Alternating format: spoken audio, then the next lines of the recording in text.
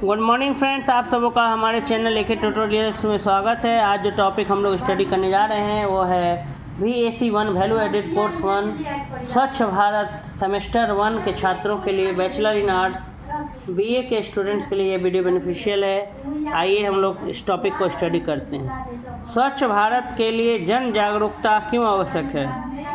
जागरूकता पैदा करने के क्या उपाय हैं? Why is Public awareness necessary for Swachh Bharat? What are the ways to create awareness? कह रहा है कि स्वच्छ भारत के लिए जन जागरूकता क्यों आवश्यक है और जागरूकता पैदा करने के क्या भाव हैं,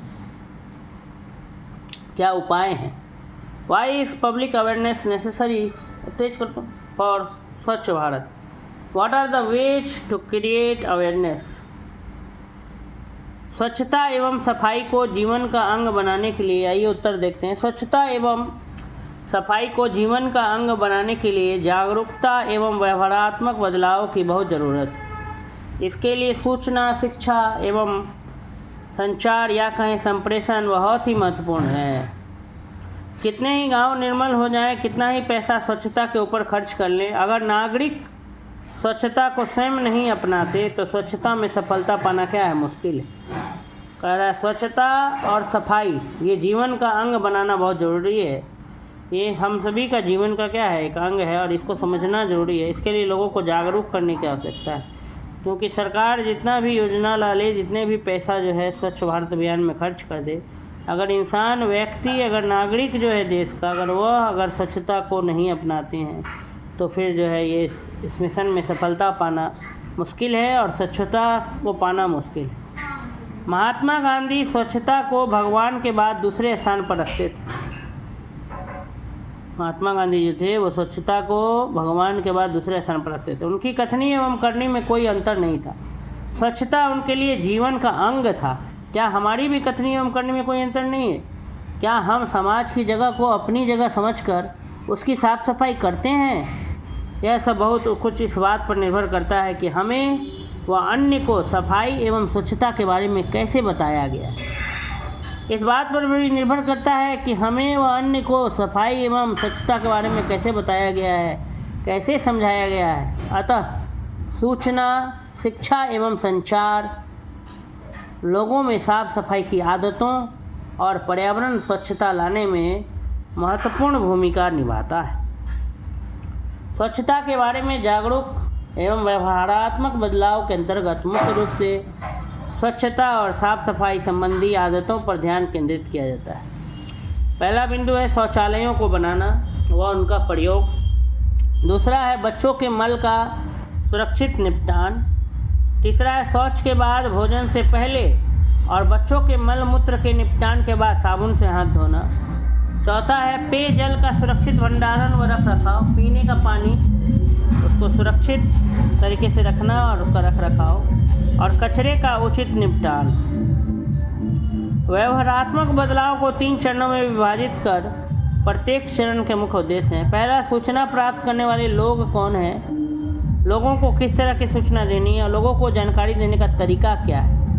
व्यवहार में अगर बदलाव लाना है, व्यवहारात्मक बदलाव व सामाजिक दृष्टिकोण अगर बदलना है, हमको जागरूकता लाना है, तो उसके लिए मास मीडिया, डिजिटल मीडिया और सामाजिक मीडिया सहित मल्टीमीडिया के प्रयोग में प्राप्त किया जा सकता है। इस कार्य में विभिन्न स्तरों अर्थात राष्ट्रीय, राज्य, जिला, ब्लॉक, ग्राम पंचायत, नगर पालिका पर कार्य किया जाना है और सभी में तारतम्य होना भी जरूरी है। जागरूकता को मुख्य रूप से 4 भागों में बांटा जा सकता है। पहला, स्वच्छता और साफ सफाई समर्थन के लिए उपस्थित चुनौतियां क्या क्या हैं, अवधारणाएं क्या हैं, लोगों की सोच क्या है।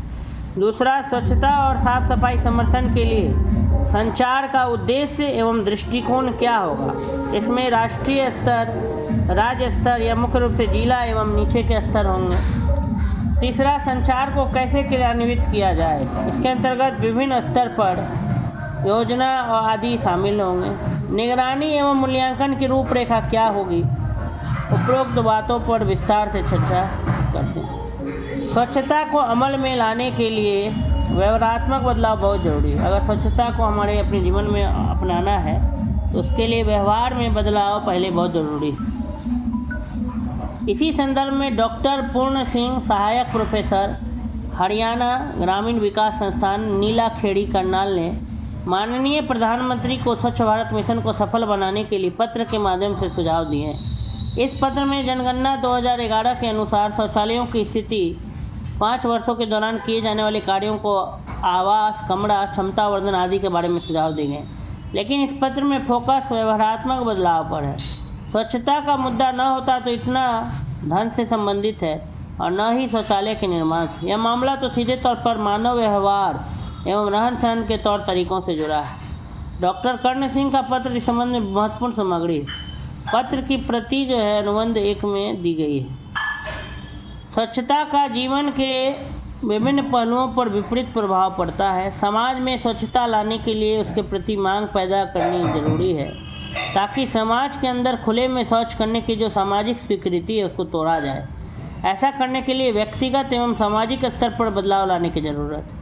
इसके लिए विभिन्न चुनौतियां व भ्रांतियां हैं। उदाहरण के लिए खुले में शौच वहीं पर है जहां उसे सामाजिक स्वीकृति प्राप्त है। विभिन्न परिवार एवं समुदाय शौचालयों को अच्छा नहीं मानते हैं, लैट्रिन को, वो जाके खुले में शौच करना अच्छा मानते हैं। अतः सबसे बड़ी चुनौती सदियों से बनी हुई आदत को बदलने की है। लोगों का आदत बना हुआ है कि खुले में शौच जाना है, बचपन से तो लोग जाते रहते हैं। तो इस आदत को तोड़ना पहले ज़रूरी, अर्थात खुले में शौच की सामाजिक स्वीकृति को बदलना। स्वच्छता को अनेक परिवारों में प्राथमिकता नहीं दी जाती और खुले में शौच और आम बीमारियाँ जिसमें अतिसार शामिल है के बीच के संबंध को समझा नहीं जाता। उदाहरण के लिए 5 वर्ष तक की उम्र के बच्चों की अतिसार के कारण होने वाली मौतों में 80% से अधिक मौतों की सीधी जिम्मेदारी अस्वच्छता, खराब पेयजल और अस्वास्थ्यकर आदतें होती हैं। लेकिन अधिकांश समुदाय अतिसार को जीवन के लिए खतरा नहीं मानते हैं।